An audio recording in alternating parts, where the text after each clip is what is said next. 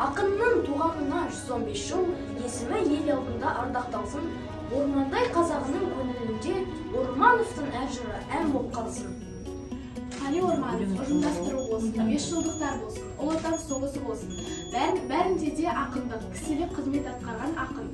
Оның шеңбер және емен немесе бал құйылды даладан өлеңдері ел жадында сақталып қалған маржандар болады. Әр ақынның өз дәуірін сипаттайтын өлеңдері болады. Және ол өлеңдері ақынның шын ақын екеніне дәлел. Қарымды қалам қолға алып, жазатын жырын толғанып, поэзияның бір-бірі ол біздің Қали Орманов. Өлеңнің отын жандырып, артына мұра қалдырып, заманның заңғар өлімде қалдырған ақын мәңгілік. Сөйлессек ақын хақында айналған аңыз нақылға, поэзияның бір-бірі ол біздің Қали Орманов.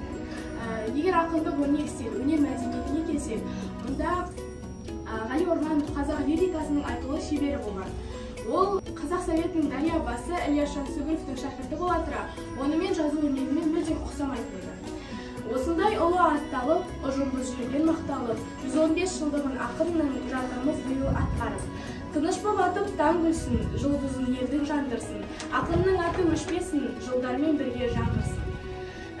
Жәдігерлер міне осы жиылғаны, бізге осындай бақыттың бұйырғаны. Мынау шапан атамыз иыққа ілген, ал сөйледе басқа да бұйымдары. Бұл біздің Кеңес одағының батыры Рахымжан Қошқарбаевтың Қали Ормановқа сыйлаған сыйы. Бұл екі ұлы тұлғаның қолы тиген сыйлық мұражайымыздағы ең құнды жәдігер болып табылады. Ал бұл құмыраны ақынның 100 жылдығына орай мектеп мұражайына сыйға тартылған. Білемін десе әр заттың қызығы бар. Бұл да таным, тағылым біз ұғынар. Мұнда ақынның атымен аталатын көше, мектептердің де тізімі бар. Ал шетелден алып келген заттан да өткеннің бір ерекше үзігі бар. Отырып мен онаша, өткен шаққа көз салам, шын жүректен тебіреніп, арнап саған ән жазам. Ай жүзіңді көргенде, теңеуге тілім жетпеген, көз алдына келбетін ешқашанда кетпеген.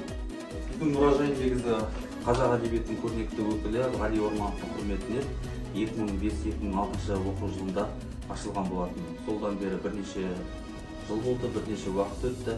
2017 жылы реставрация жасалып, жанданып, қайтадан рухани жаңғыру бағдарламасы аясында жандандырып кішкене музейге жаңа өңделе бастады. Содан бері осы мұражай жақсы қалыпты деңгейде жұмыс жасап келе жатыр. Жоғарыдағы Қали Ормановтың өмірінен сыр шертетін, шетелге, алыс жақын шетелдерге барғандағы қазақ жазушылары, қазақ классиктермен және де одақ мемлекетінде орналасқан Армения, Грузия сияқты мемлекеттердің классиктермен бірге жүрген кезіндегі фотосуреттерінің барлығы осы жоғары жақта бейнеленген. Біздің мұражайдың енді бір жақындап көрсеңіздер болады. Енді бір құнды жәдігерлер дейміз, мәліметтер дейміз, бұл Қали Ормановтың жылда өткен мерейтойлары, жылда өткен іс-шаралары барлығы сақтары жиналған және Қали Ормановтың жеке құжаттары, депутаттық мандат куәліктері.